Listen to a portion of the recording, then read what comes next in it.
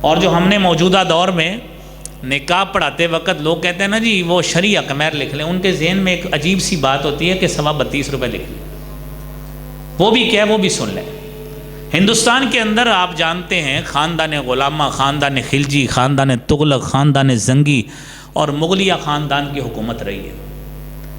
مغلیہ خاندان میں اورنگزیب عالمگیر تھا، یہ بادشاہ تھا، اور اس کی جو بادشاہت ہے وہ سن 1657 سے لے کر سن 1707 تک رہی ہے، تقریباً 50 سال، 1657 سے لے کر 1707 تک۔ اس وقت اس نے اس دور میں تقریباً 500 حنفی علماء کو اکٹھے کیا بھارت اس وقت کے ہندوستان کے اندر، اور ان سے ایک فتاوی ترتیب دلوایا جو موجودہ دور میں فتاوی عالمگیری کے نام سے مشہور ہے۔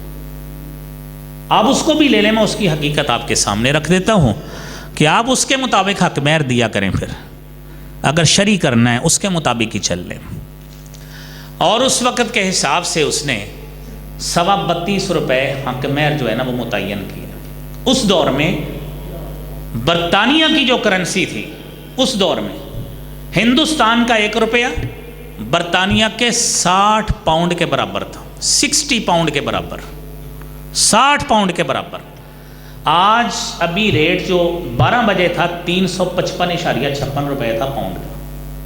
اس کو دیں 60 سے ضرب کہ کتنے بنتے ہیں، 21,000 کتنے روپے بنتے ہیں، یہ 1 روپیہ ہے، 1 روپیہ۔ اب اس کو 32.25 سے ضرب دیں تو بتائیے 8 لاکھ روپیہ بنتا ہے، دے اتنا حق مہر، یہ بھی شرعی حق